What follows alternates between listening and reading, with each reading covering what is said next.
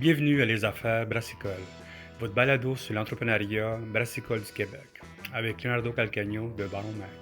Bonjour tout le monde, ici Leonardo Calcagno, les Affaires Brassicole. J'espère que vous allez bien et comment ça va. J'espère que l'été s'en vient pour vous autres tranquillement. Je sais que dans votre cœur, vous voulez pas avoir de la pluie, tout ça, mais écoute, moi j'ai beaucoup d'espoir que le soleil s'en vient dans pas long. Même quand vous allez écouter ça, le soleil est déjà là. Bien sûr, Baron Mag, on continue comme toujours à grossir tranquillement avec notre vertical qui s'en vient. Quand vous écoutez ce podcast-là, on va déjà t'annoncer que Baron Mag se lance vers les États-Unis. Oui, on s'en va euh, tranquillement voir ce qui se passe dans ce coin-là. On aime beaucoup le Vermont, on aime beaucoup le New England. On commence à travailler avec eux autres. Une des premières affaires qu'on va faire, c'est vraiment être partenaire avec le Vermont Beer Association.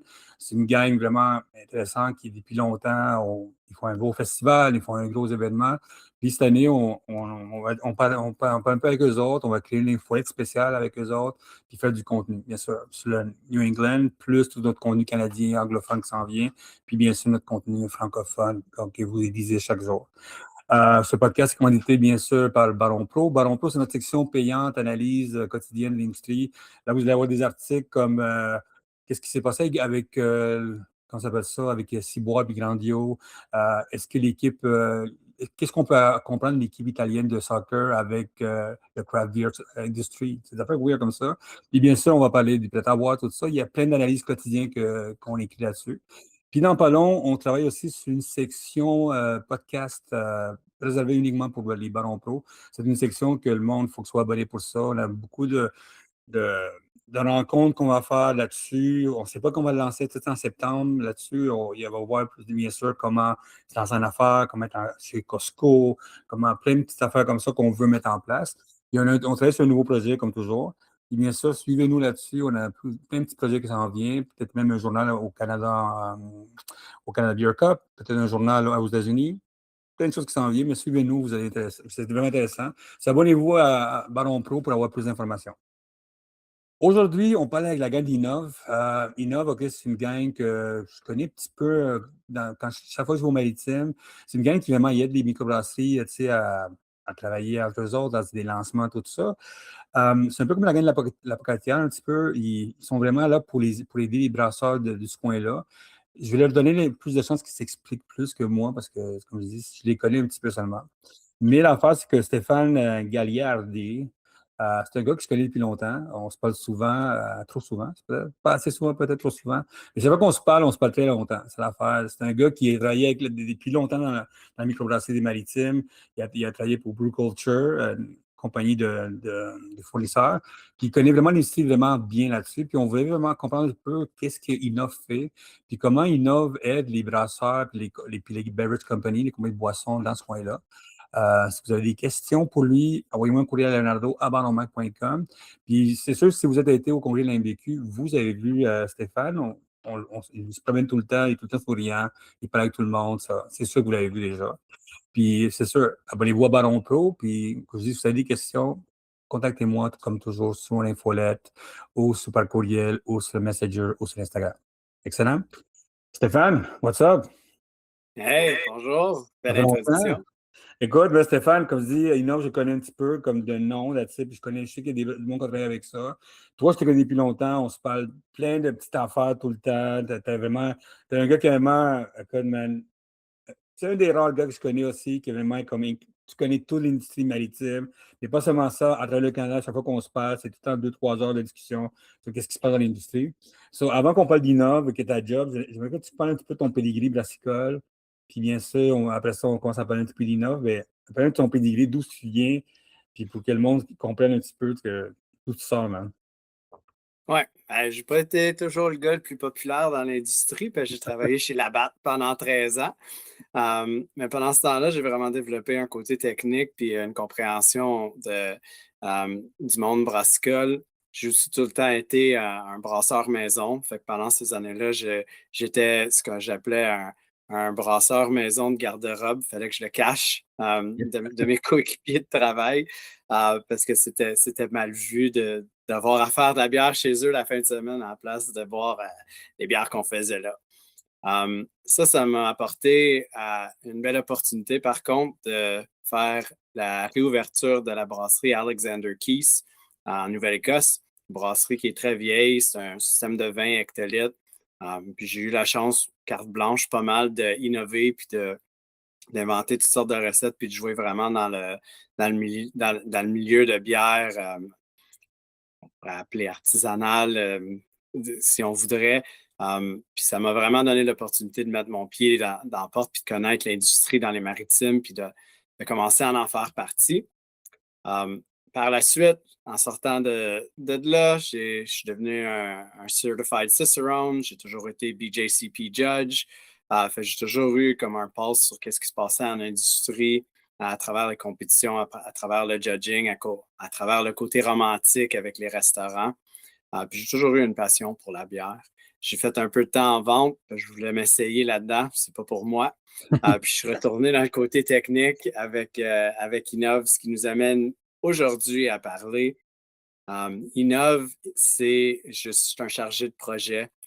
C'est un beau titre pour dire que je travaille avec des petites puis médium entreprises dans le milieu du breuvage. Puis je les aide à régler un problème, un défi avec des solutions concrètes. Fait qu'on est une institution de recherche appliquée, puis on fait partie d'un collège, le Collège du Nouveau-Brunswick. OK. Puis c'est un peu un entre-deux. On connaît beaucoup la recherche universitaire, où est-ce que les gens y écrivent des papiers, puis ils font une recherche très précise sur un sujet, puis ils sont très pointus à propos d'une méthodologie, puis d'essayer de comprendre un peu plus à propos du sujet. Ce genre de recherche-là, c'est très important, on en a besoin. C'est de la recherche qu'ils n'ont pas comme toujours un but de déterminer quelque chose de nouveau. Ils veulent juste agrandir les connaissances à propos d'un sujet. Nous autres, on part de là. On utilise la recherche comme ça. On utilise ce qu'on voit en industrie, puis on prend les deux morceaux ensemble, puis on rentre chez les gens en tant que chercheur ou en tant que chargé de projet, puis on les aide à régler un problème en utilisant toute la technologie, puis la science, puis ce qu'on connaît, en utilisant notre laboratoire. On a un laboratoire qui est fourni avec tous les équipements que tu voudrais pour analyser de la bière, du malt ou du houblon. Puis on aide les gens à faire quelque chose de différent ou à améliorer leur procédure. OK, OK, OK. Ça veut toi, mais toi, tu fais de la boisson aussi également. Si quelqu'un me laisse un cola, tu peux les contacter aussi. Oui, absolument. On a quand même une grande portée, là. Moi, je fais partie d'un groupe qui s'appelle Bioprocédés. On fait du breuvage, on fait de la nourriture, on touche à de la fermentation précise, donc créer des protéines, des molécules à haute valeur à travers la fermentation. Mais on est aussi un département agricole, un département fabrication de pointe, matériaux de pointe, environnement, puis de commercialisation qu'on appelle Innov to Market. Fait que souvent, on a des collaborations comme l'agriculture puis les breuvages, ça va super bien ensemble. Ah ouais. Le malt, on travaille beaucoup avec des malteries au Québec, puis en Nouveau-Brunswick, puis en Nouvelle-Écosse. Donc, il y a beaucoup de synergie qui se passe, puis on a beaucoup de connexions à travers l'industrie. Puis on est capable de mettre deux pions ensemble des fois quand on a un projet du côté droit, puis un autre du côté gauche. Des fois, ce qu'on travaille dessus d'un bord, ça peut supporter quelque chose d'autre que quelqu'un veut faire. Mais c'est intéressant. Ça dit que vous êtes un peu comme la gang, comme je disais, la gang de la Pocatière un petit peu. Ça dit que vous pouvez aider les compagnies à développer des nouveaux produits, des compagnies qui ont des problèmes, bien sûr, mais des compagnies qui disent ah, je veux lancer un nouveau produit, side project, quelque chose que je veux lancer, que je me lance là-dedans. Vous êtes capable de faire ça, vous autres. Absolument. Là, je vous ai donné, tu sais, comme le big picture. Ce qu'on fait concrètement comme projet, ouais, c'est développement de nouveaux produits, que ce soit alcoolisé, non alcoolisé, que ce soit la valorisation d'un produit secondaire, comme si le monde veut faire des craquelins avec leur malt, comme exemple. Tu sais, ça existe. Mais tu sais, il y a des choses qui n'existent pas encore, qu'on travaille dessus, que les gens ils veulent convertir. Tout ce qui est optimisation du process de manufacturation, donc rentrer, regarder sont où nos pertes, sont où nos efficacités, où est-ce qu'on peut sauver de l'argent, est-ce qu'on utilise nos ingrédients d'une façon efficace, est-ce qu'on fait notre procurement efficacement, des choses comme ça. tout ce qui touche à la qualité. Donc, moi, j'ai passé la moitié de ma carrière dans des départements de qualité. Donc, implanter des programmes de qualité, puis de là, avec des tendances dans bière, des programmes de salubrité alimentaire dans les brasseries, travailler avec des gens à l'extérieur de l'alcool, faire des projets de salubrité alimentaire. Donc, on peut vraiment jouer dans différentes sections. Puis ça, c'est plus qu'est-ce qu'on fait jour le jour là, au niveau de notre travail. Est-ce qu'il y a un gros problème de célébrité, puis des problèmes dans nos maritimes? Est-ce qu'il y a beaucoup de problèmes là-dessus? Est-ce qu'il y a beaucoup de monde qui leur manque cette éducation-là? Parce que moi, j'ai parlé hier, j'étais en entrevue avec des brasseurs hier, puis ils me disent, man, c'est impressionnant quand j'arrive dans une brasserie, comme ils n'ont pas de méthode, puis nous autres, on est là pour les aider, tu sais. Puis ils disent, c'est pas parce qu'ils font pas la bonne bière, mais souvent, ça a été les microbrasseries, pendant longtemps, ont été laissés faire comme ils voulaient. Tout à coup, il faut qu'ils découvrent 5 ans après des méthodes, tout ça, c'est un gros défi qui existe dans les maritimes. Comme au Québec, elle existe, en Ontario, partout. Mais ce qui est dans les maritimes, ça existe, ce produit-là. Et tu le vois de plus en plus. Chaque fois que tu vas quelque part, comme, il y a des façons de le faire pour que tu sois tout le temps salubre. Dans la façon que ça ne t'expose pas à la bière. Ça existe beaucoup chez vous? Ben, on va prendre un peu de recul. C'est une grosse question que tu poses. La salubrité alimentaire dans la bière, tu sais, ça a sa place jusqu'à un certain niveau parce que dans la bière, on a l'alcool, on a le CO2, on a plein d'affaires. Sans rentrer dans le côté technique, il y a plein de choses qui arrêtent qu'on puisse produire un produit qui va faire mal à un consommateur. Fait qu'on est chanceux du côté bière. Mais ce que j'ai remarqué, c'est, comme tu dis, il n'y a pas beaucoup de structure au niveau de l'opération, souvent dans les petites entreprises. Puis ça, c'est à travers l'Atlantique, Québec, en Ontario. J'ai eu la chance de Le travailler Canada, avec ouais. beaucoup de petites entreprises. Puis ça, tu sais, c'est la nature de la petite entreprise. C'est des couples, c'est 2 ou 3 entrepreneurs passionnés. Ils font ce qu'ils peuvent, ils apprennent sur le tas. Donc, ce que j'ai remarqué qui est vrai avec la qualité, avec la salubrité alimentaire, puis même juste avec l'efficacité, puis ces choses-là, c'est que l'implantation d'une structure ou d'une façon de travailler, ça fait peur à beaucoup de gens. Mais si on approche ça avec une bonne façon, puis on leur montre qu'il y a une culture positive à être plus efficace, à être plus sécuritaire, à avoir une meilleure qualité ou au moins une meilleure structure autour de tout ça, ça va sauver des coûts dans le long run. Puis c'est pas obligé d'être de la paperasse sur de la paperasse sur de la paperasse. Il y a des façons de faire, puis moi, j'ai ce luxe-là. J'ai vu c'est quoi de la paperasse. Dans mon autre vie, j'en ai vu de la paperasse puis du data entering. Puis ce que j'ai commencé à faire, c'est travailler avec les gens, justement. J'ai fait un projet de salubrité alimentaire. C'était des gens qu'on pourrait dire ils étaient allergiques à la paperasse. Tu sais. Puis on a réussi à faire un programme, l'implanter. On a passé un audit avec la CFIA et on a eu 0 non-conformance. Ça a super bien été. Puis ils sont fiers de ce qu'ils ont réussi à faire. Ils sont capables de gérer sans moi le programme. Puis ça, c'est vraiment la culture interne qui a changé au courant d'un 6 mois qu'on a travaillé là-dessus. Puis ils sont fiers de voir que, tu sais, même s'il y a de la paperasse, on a trouvé des solutions qu'on pouvait le minimiser, puis qu'on pouvait le faire pour que ça ne soit pas du travail d'extra pour eux, ça soit intégré dans leur système qu'ils avaient développé, puis leur drôle de manière de travailler, si on pourrait dire, qui les accommode. Fait qu'il y a un côté accommodé pour implanter des programmes. Les brasseries, on se retrouve de plus en plus à parler de ça parce que le secteur, il commence à regarder le non alcoolisé, les bières non alcoolisées, ça commence à rentrer dans le territoire de la nourriture, donc on commence à regarder des nouvelles sortes de paramètres puis de régulations qu'il faut suivre. C'est pour ça qu'on se retrouve dans ces conversations-là.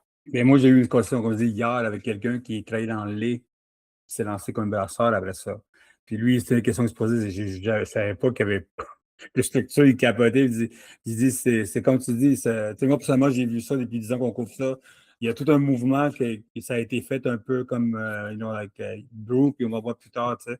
Puis même, mais pas seulement de la table, le côté de la sécurité, le côté de la. C'est plein des affaires qui manquent, tu sais, de HR, tout ça, dehors du côté Ah, alimentaire, ça. Puis absolument. on voit tranquillement que ça commence à devenir un problème parce qu'il y a trop de laisser-aller, puis tout à coup, la machine commence à rentrer, puis c'est comme, beaucoup de monde me disait pourquoi on ne nous a pas dit ça au début, on allait peut-être mieux travailler les affaires. Je dis, ouais, mais c'est une jeune industrie, c'est pas comme l'industrie du lait, tu sais, l'industrie du lait, ça fait 150 ans que ça existe, même, puis on structurait tout ça pour que le monde ne tombe pas malade, tu sais, comme tu dis, l'alcool, tout ça. Est-ce que tu vois un changement de paradigme, le monde disant, OK, je veux plus de sérieux là-dessus, je veux comprendre mieux cette affaire-là, ou du monde sont comme, c'est trop pour moi, puis je veux pas faire ça. Non, nous autres, on le voit. On a l'opportunité d'avoir la voix de nos brasseurs dans les maritimes. Innov, on aide à faire une conférence à chaque année. Puis on a le feedback live. On est un petit groupe des maritimes. Fait que, tu sais, on a une salle où est-ce que les gens ils peuvent parler back and forth. On connaît quasiment tout le monde. Puis on l'a vu au courant des derniers 3 ans, on a développé de juste faire des présentations techniques brassage, à inclure une demi-journée sur The Business of Beer, dans le fond. Puis on voit que le monde sont vraiment intéressés là-dedans. Ils veulent voir c'est quoi les options, comment ils peuvent s'améliorer de ce côté-là.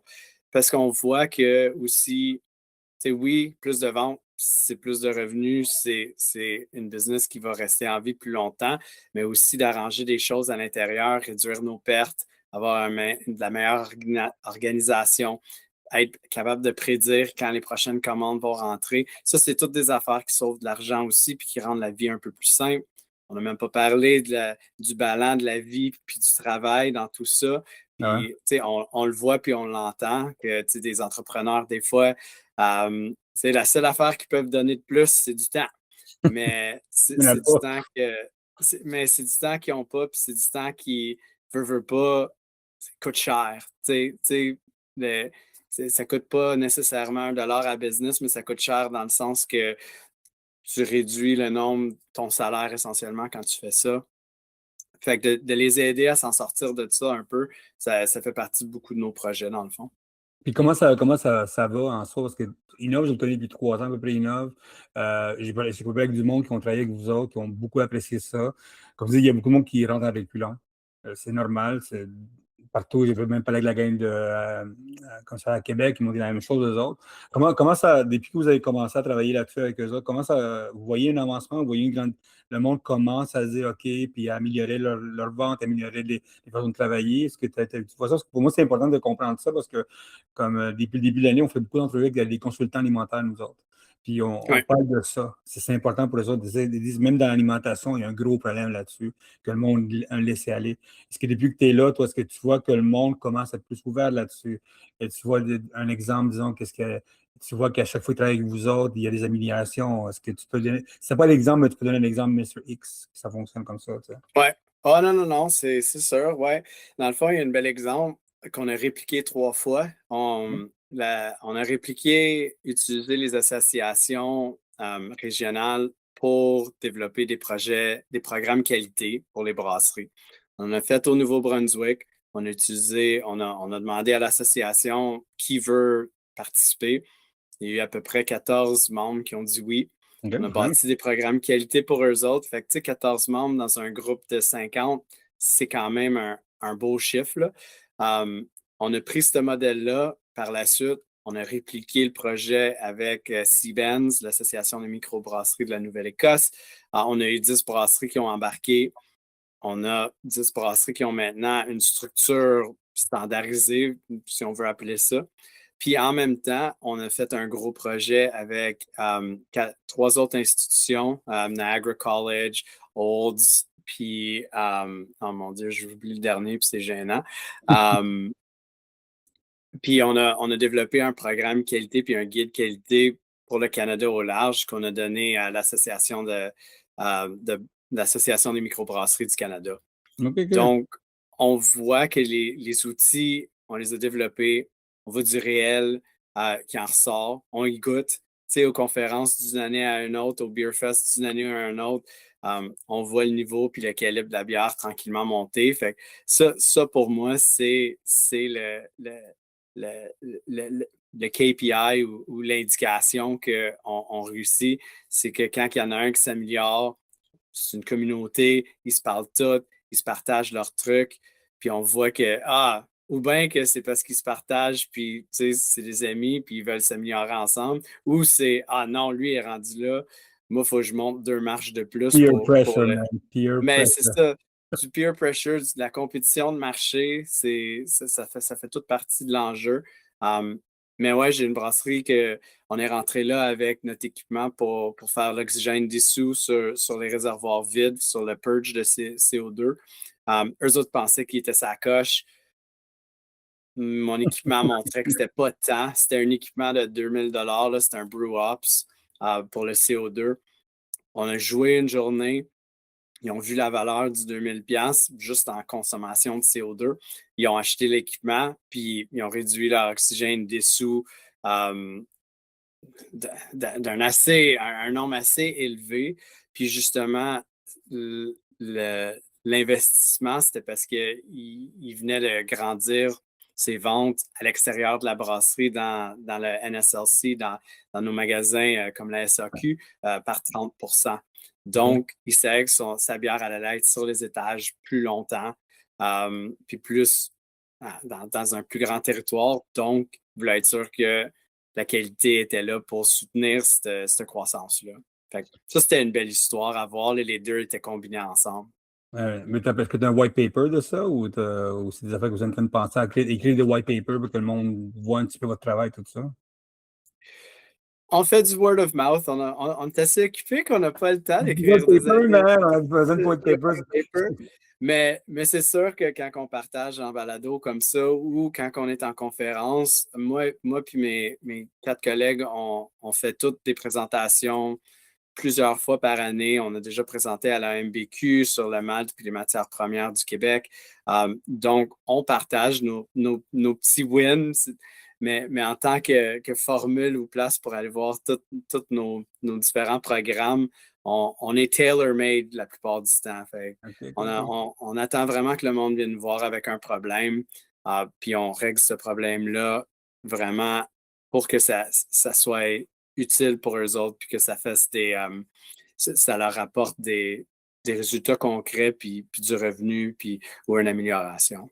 Parce que toi, si je te connais, tu es quelqu'un avec une palette vraiment bonne dans la bière, toi. Tu goûtes à la bière, tu sais, tu fais beaucoup de défauts, tout ça. Est-ce que tu es une sorte de gars qui fait des défauts, puis après ça, tu vas voir le monde, tu les appelles, tu dis, hey man, ta bière, il y a un petit problème, est-ce que je peux la checker? Ouais, des fois, c'est pas facile. Des fois, tu sais, Comme quand tu ton commences enfant, tu à vas être. pas dire que ton enfant il est idiot, mais des fois, quand ton enfant est idiot, mais ça arrive. Hein. C'est ça, tu sais, c'est un blessing puis un curse là, dans le temps quand j'ai commencé à vraiment développer un talent pour ça puis des aptitudes. J'allais aux conférences de bière puis tu sais, tous mes amis ne voulaient pas que je parle parce que je ruinais la bière pour eux autres des fois. Là, fait que oui puis non. Puis j'ai appris à poser la question avant. Puis les brasseurs me connaissent tous, ils savent c'est quoi que je suis capable de faire puis pas capable de faire.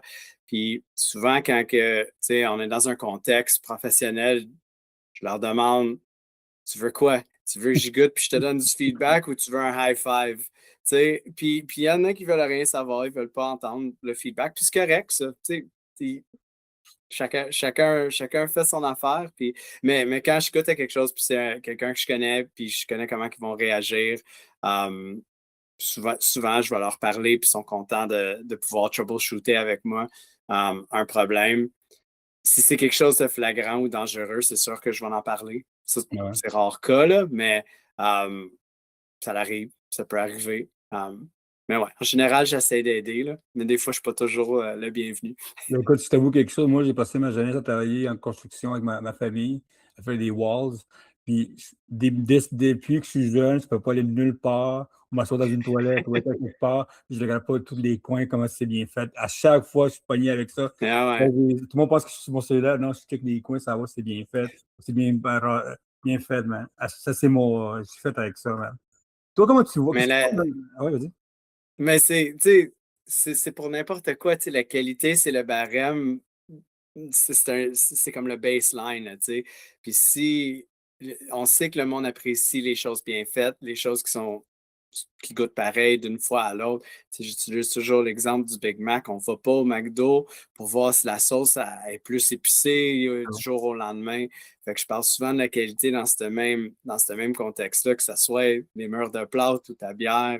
Tu sais, tu veux que ce soit clean, ça soit sharp, puis que ça soit quelque chose que les gens peuvent dépendre dessus. Mais toi, bien sûr, ton travail à la BAT, ça a beaucoup aidé cette affaire-là de comprendre ça, tu sais. Parce que moi, je suis allé manger une fois avec la nouvelle brasseuse de la BAT qui fait la 50.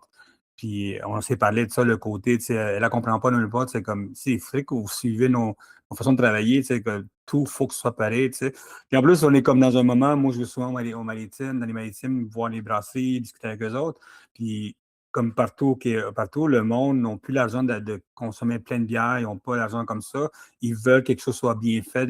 Puis si tu veux que tu continues ta business, il faut que ça soit bien fait, toujours la mise en place, que le monde veut goûter à ça, ne veut pas dépenser 10 puis tout à coup, ça n'a pas été ça. C'est moi, mon castor, mais Yakima de castor, je veux que ça goûte à Yakima de castor toute ma vie. Je ne veux pas que ça C'est ça. change. Tu sais. Puis je pense que c'est C'est ça. ça. Puis je pense que chez vous, c'est pareil dans ce coin-là, non? Ouais, puis tu sais, j'ai toujours été un peu le moins populaire quand j'en parle de ça, mais tu sais, quand on parle de chez Labatt, il y a 160, 200 tests qualité par brasse, là, tu sais, du moment que ça rentre jusqu'au moment que ça sort en bouteille ou en canette. Fait que, tu sais, c'est dur de dire que c'est pas un produit de qualité. Tu peux avoir une opinion sur les saveurs, Ouais, les soir. arômes, le style de bière, j'ai pas de problème à avoir une discussion à propos de ça, mais de dire que c'est pas de la qualité, ça me fait encore mal au cœur, tu sais, des fois. Je trouve que c'est plus le côté, tu sais, comme on est contre les grosses brasseries, tout ça. Je pense que c'est C'est ça, ça. mais moi, je suis beaucoup à chaque fois qu'on parle, on fait des entrevues avec des brasseurs de la BAT, Monson, whatever, puis on parle de qualité, tout ça, c'est tout le temps les entrevues les plus écoutées tout le temps. Les entrevues les plus Ah ben, écoutées. Ça, tout le monde est comme, tout le monde écoute, là, je le sais, mais c'est moi qui chiale, c'est tout le temps comme. Comment ça, il y a eu 3000 personnes qui ont écouté ça d'un coup, tu sais? OK, c'est c'est ça. bon à savoir. Toi, comment ça va, tu sais, comment ça va l'innovation alimentaire, puis brassicole, puis de la boisson dans ton coin chez vous? Parce que chez vous, il y a beaucoup de plats à boire. C'est impressionnant. Chaque fois que je suis allé là-bas, je pars avec des. La dernière fois que je suis allé chez vous, man, je suis parti avec tellement de bière, puis de plats à boire, puis de fort, tu sais. Comment ça va là-bas? C'est quoi les tendances dans ce coin-là? Puis comment ça va dans l'innovation alimentaire là-bas? Je vais la chance de rencontrer quelqu'un dans pas long pour le CIAL, de ta gang de chez vous. Mais qu'est-ce qui se passe chez vous dans ton coin? Fait que, la diversification des produits d'une microbrasserie.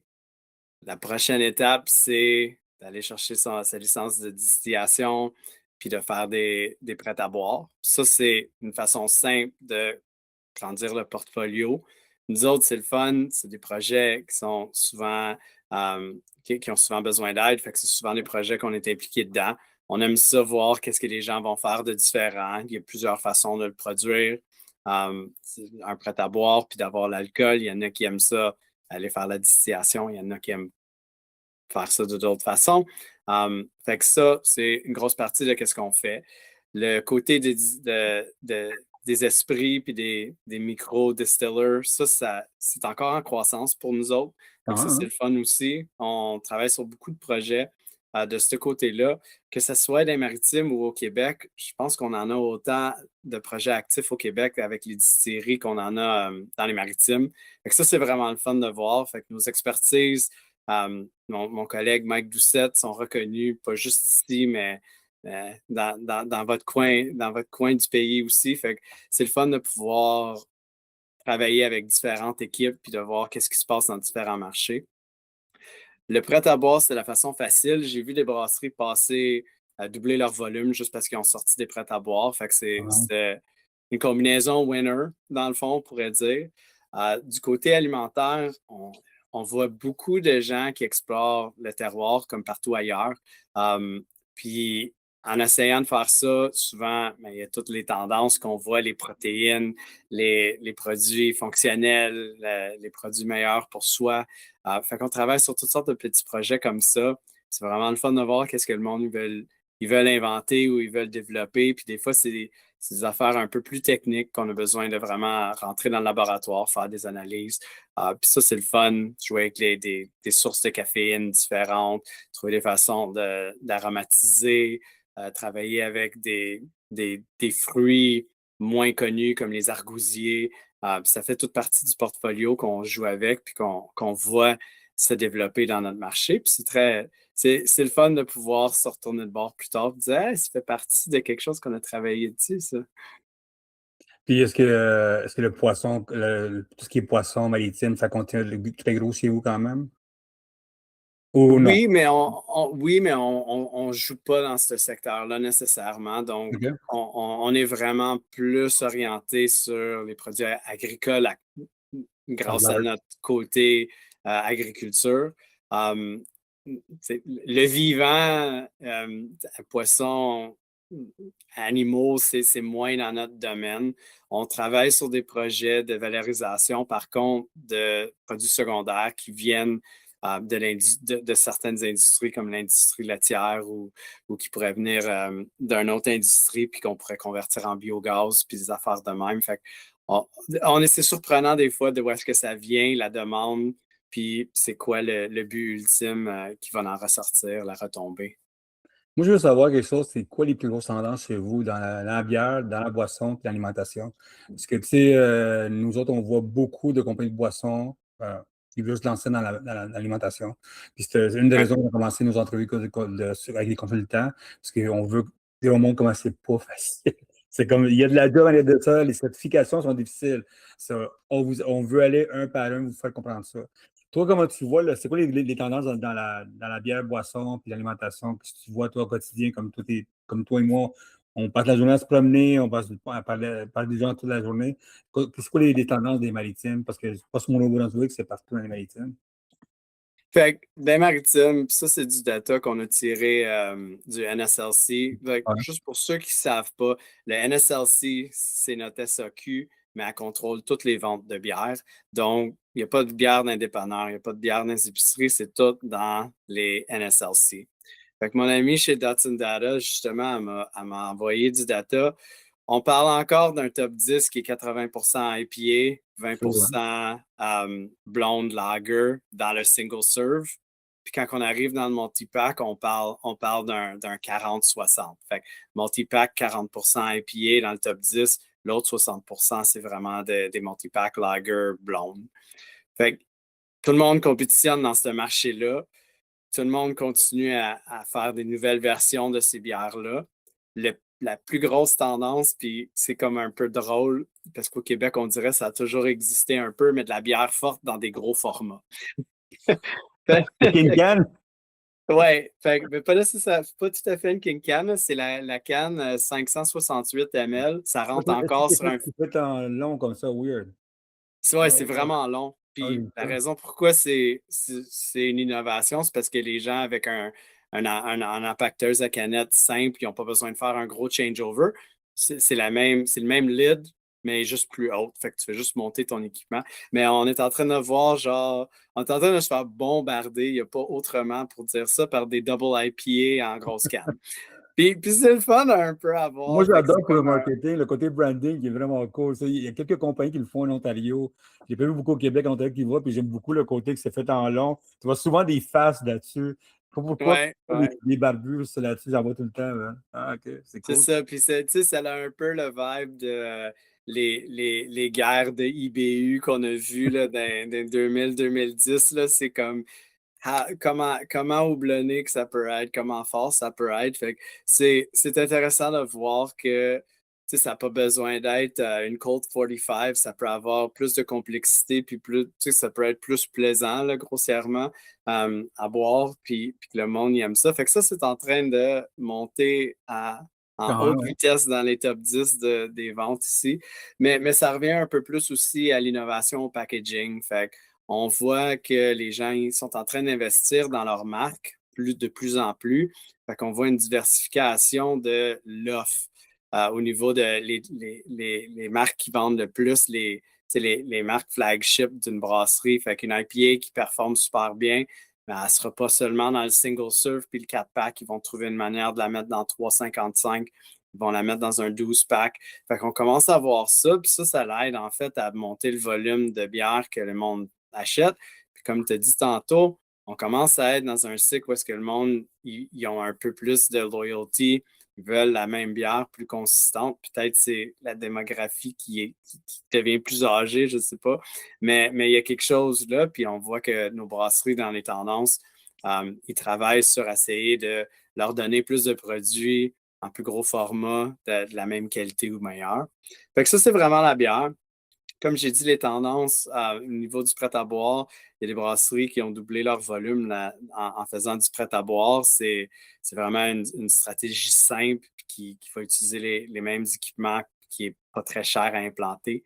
Le non alcoolisé, on voit de plus en plus de brasseries le faire, là, bien entendu. Je pense que le Québec, c'est un leader là-dedans.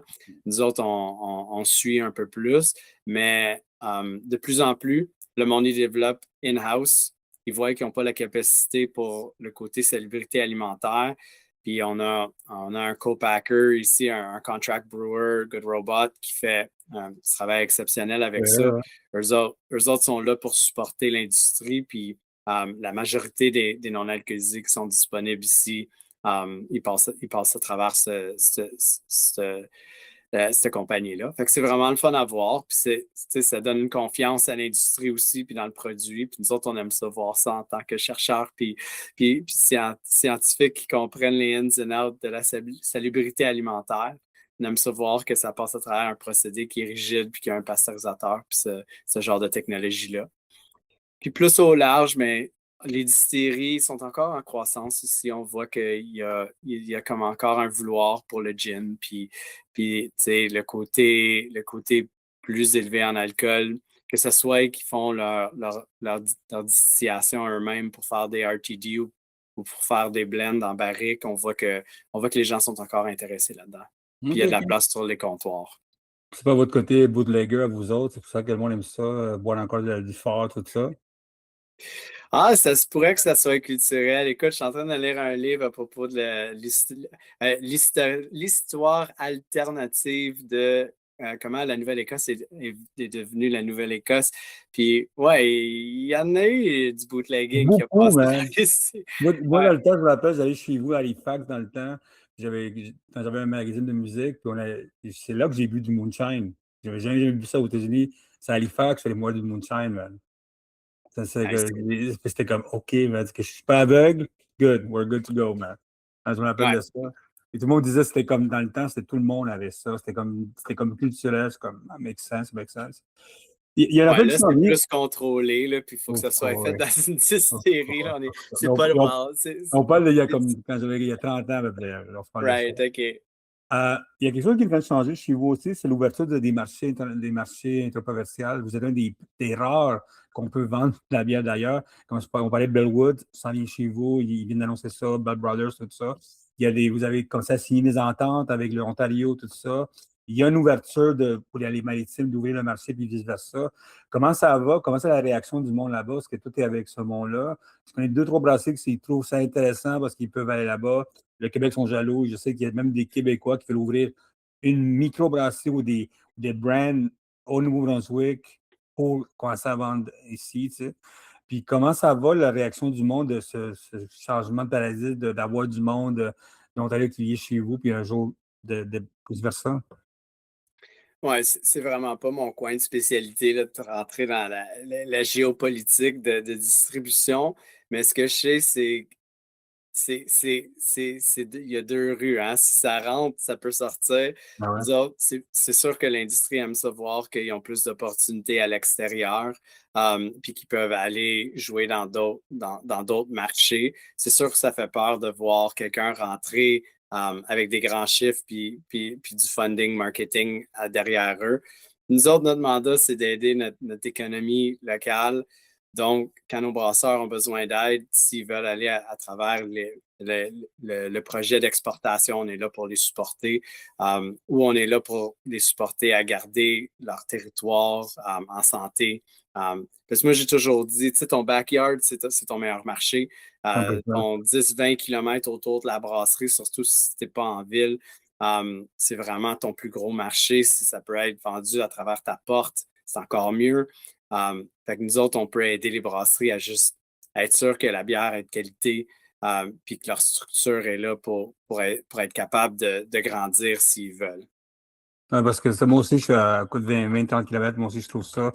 Il faut que en short, tu aies fait un aller-retour la journée, man. Si tu as un problème, tu y vas, tu reviens, tout ça. Je sais qu'il y a aussi il y a eu un problème. Vous étiez supposé avoir des dépanneurs qui ouvrent chez vous. Il y a eu, ils ont dit non. Comment ça a affecté l'industrie en arrière de ça? Parce que je sais que vous étiez supposé d'aller comme le Québec, l'ouverture en arrière de ça, puis ils ont arrêté ça encore pour 2 ans de plus. Est-ce qu'il y avait vraiment un marché pour vous autres là-dedans, les dépanneurs? Parce que c'est l'Ontario, les brasseries, ça fonctionne pas vraiment. Tu sais, je pense vraiment que les dépanneurs québécois, c'est une culturelle, cette affaire-là. C'est pas, ça marche comme ça. Puis tu peux pas implanter partout. C'est comme le monde qui disent oh, il faut qu'on copie les Danois. Tu sais. On n'est pas les Danois, tu sais. On est les Québécois, on est les Non. Canadiens. Tu sais. Est-ce que ça a été un peu le monde, ils sont contents ou sont pas contents là-dessus? L'expansion n'arrive pas, tu sais. Écoute, ça c'est, tu sais, au Nouveau-Brunswick, ils ont des règles différentes qu'en Nouvelle-Écosse. Tu Ouais. sais, il y a des épiceries qui ont de la bière, les brasseries ont le droit de vendre la bière de quelqu'un d'autre au Nouveau-Brunswick. Ici, c'est pas le cas. Fait que quand tu rentres, tu sais, chez Brasserie A, au Nouveau-Brunswick, ils vendent la bière de brasserie B, D, C, D, E dans le même frigidaire. Fait que il y a beaucoup de relations comme ça qui aident à partager un peu les ventes. En Nouvelle-Écosse, c'est vraiment plus focusé dans les NSLC. C'est ça que les associations ils travaillent dessus. Les associations, puis C-Bands en particulier, sont là pour ça, pour gérer cette conversation-là. C'est pas nécessairement ma place pour. C'est sûr que les brasseries ils veulent d'autres opportunités de vente. Mais moi, je suis toujours le gars qui parle de l'autre côté de la business. Ben, j'ai vu c'est quoi le Québec. J'ai vu c'est quoi vendre à 200 dépanneurs. J'ai vu c'est quoi essayer d'avoir la facture de payer de 200 clients à la place d'avoir la facture de payer de un client qui est grand et qui paye toujours à 30 jours exact. Fait que, tu sais, c'est toujours une conversation plus à propos de ça. Tu sais. On aime ça penser que le jardin du voisin, il y a des plus belles fleurs, là, mais à place de focuser sur qu'est-ce qu'on a ou qu'est-ce qu'on n'a pas, je dis aux gens, apprenez le jeu que vous jouez, puis apprenez à bien jouer à la place. Puis je pense que ça résonne un peu plus, tu sais, Ouais, c'est que, ça. que de ricaner, puis de partir des rumeurs sur qu'est-ce qui serait mieux pour l'industrie. Puis toi, avec Innov, est-ce que vous voyez le monde qui comprenne ces affaires-là? Parce que tu sais, tu les discutes, tu connais beaucoup de monde, puis quand, quand tu parles, le monde t'écoute en arrière de ça. Est-ce que tu vois avec Innov, puis la façon que tu discutes avec le monde, tu dis, écoutez, on est mieux de lancer des nouvelles batches aussi différentes, des nouvelles bières différentes, améliorer notre bière, améliorer nos affaires, notre contenant, tout ça. Est-ce que tu vois que la réaction du monde est là, qu'ils comprennent ça? Parce que moi, ce que j'adore quand je vais au Nouveau-Brunswick, man, c'est en été, man, des ouvertures partout. En hiver, c'est mort comme partout, mais vous avez une économie qui est bien différente, qui est intéressante, que moi, je pense que le monde ne comprenne pas. Tu sais. Puis, est-ce que le monde comprenne qu'il faut conquérir son marché ou le monde, il y en a qui veulent aller à l'extérieur? Qu'est-ce qui se passe chez vous? C'est quoi la compréhension en arrière de ça? Mais c'est comme partout, tu as une belle distribution de qui veut faire quoi. C'est pas tous des géants qui veulent conquérir le Canada. C'est pas toutes des petites brasseries qui veulent juste tout vendre de leur tap room. Fait qu'on a un peu de tout. Je pense que ce qui est difficile, c'est que pas tout le monde sait exactement c'est quoi le modèle qui va fonctionner. Mais de plus en plus, on voit que les gens y ont compris que le tap room, c'est un lieu de rassemblement communautaire. Puis ça, de plus en plus, je l'ai vu. Tu sais, j'ai un brasseur, il dit, moi, je suis même plus brasseur, je suis un event coordinator. Je suis là, puis je gère des bands, puis du bingo, puis c'est quelqu'un qui veut avoir un party pour un nouveau livre qu'ils ont écrit, puis ci, puis ça. Puis, tu sais, dans un sens, il est correct avec ça parce que c'est tous des gens qui veulent venir chez eux, qui veulent avoir un bon moment, qui veulent avoir une belle expérience. Fait que pour lui, c'est la bière qui va être le véhicule pour ça, puis l'ambiance chez eux. Fait que j'ai trouvé ça intéressant d'entendre dire comme ça, 100%. mais on le voit de plus en plus reflété dans comment que le monde y parle sur leurs médias sociaux. Ils ont des pages dédiées vraiment à c'est quoi les événements. Ils prennent le temps d'en parler. Puis on voit les collaborations avec diverses entreprises, que ce soit à but non lucratif qui rentrent, puis qui font des événements. Puis ça fait juste amener des nouvelles, du nouveau monde qui ne serait peut-être pas allé dans une microbrasserie ce soir-là. Est-ce que de plus en plus vous pensez, en dehors, vous avez beaucoup de jobs dans les maritimes, est-ce que vous pensez de plus en plus faire des collaborations au Québec, en Ontario, tout ça? Si vous en faites quelques-uns, mais est-ce qu'à un moment donné, est-ce qu'il y a un but d'expansion avec votre expertise, tout ça, tu sais, de la mise en place? Parce que, tu sais, moi, souvent, quand le monde veut aller dans votre territoire, je dis à tout le monde, contactez Innov, ils vont vous aider. Number one tout le temps. Est-ce qu'à un moment donné, ça vous tente de faire l'expansion à travers le Canada avec l'expansion territoriale qui s'en vient, des ventes, tout ça? Ou est-ce que c'est des choses pour l'instant que wait and see? Mais nous autres, on ne touche pas nécessairement aux ventes de nos clients. On les aide vraiment Ben, à c'est ça, mais les l'intérieur. aider, hein. Tu sais, la logistique, la business, plutôt, qu'est-ce qui va marcher pour être sûr d'avoir la qualité, le volume, etc. De notre côté, on travaille avec n'importe qui nous appelle.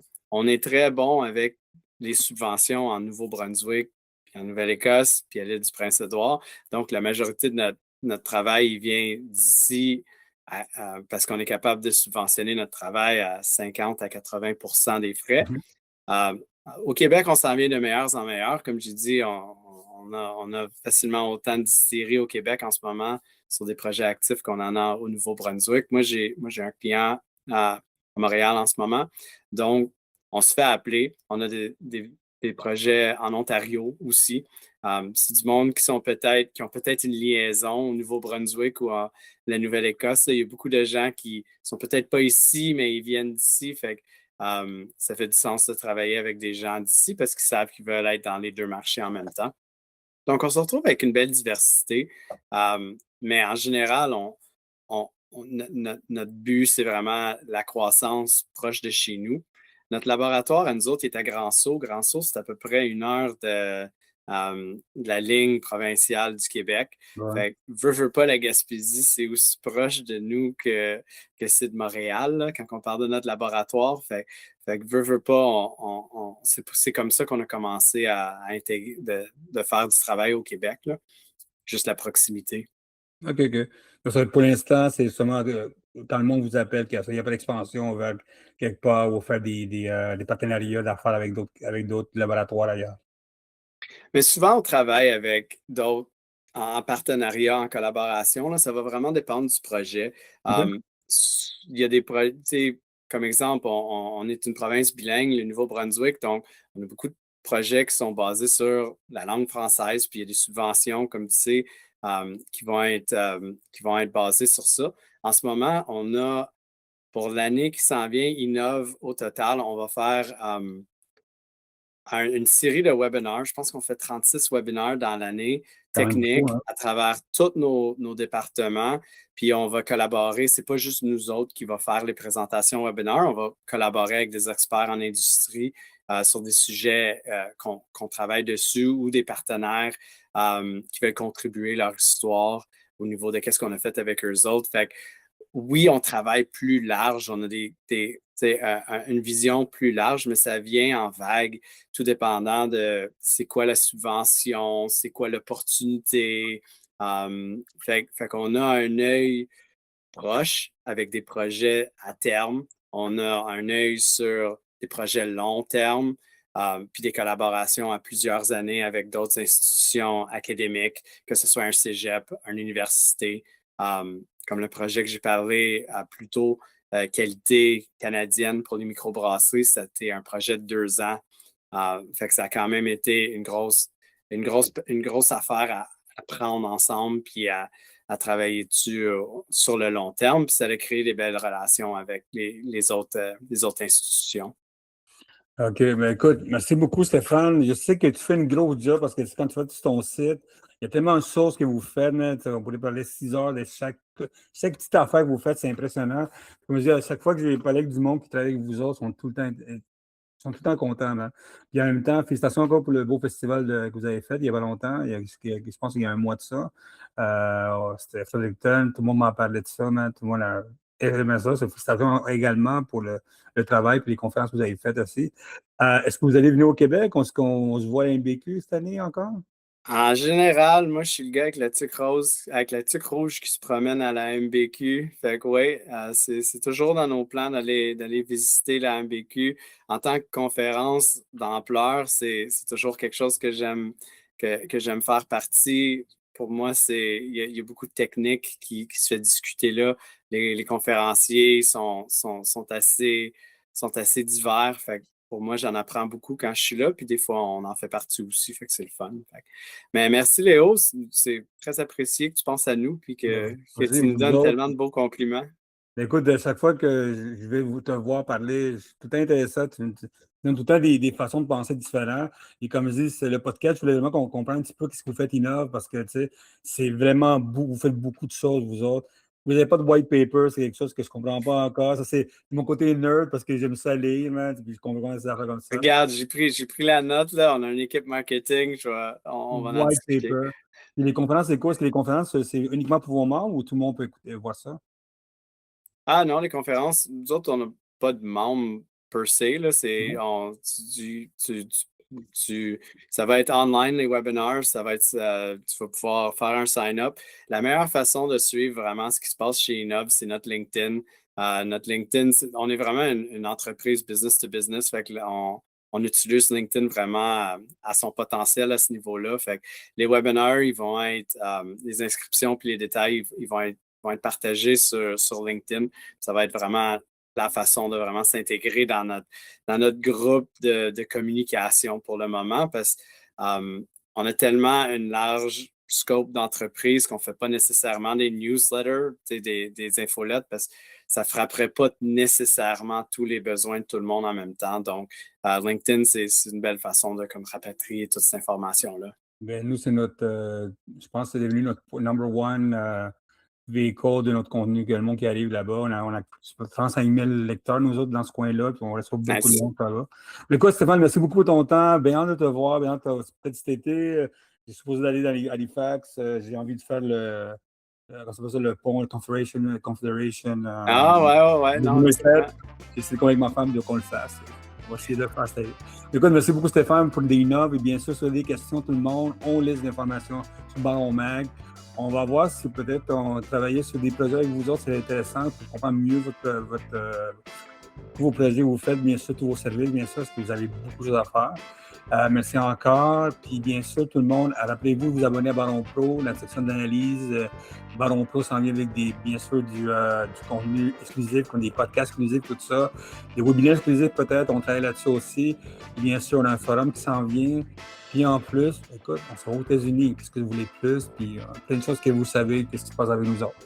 Merci beaucoup pour votre temps. Envoyez un courrier à leonardo@baronmag.com pour toute question. Merci beaucoup et à la prochaine.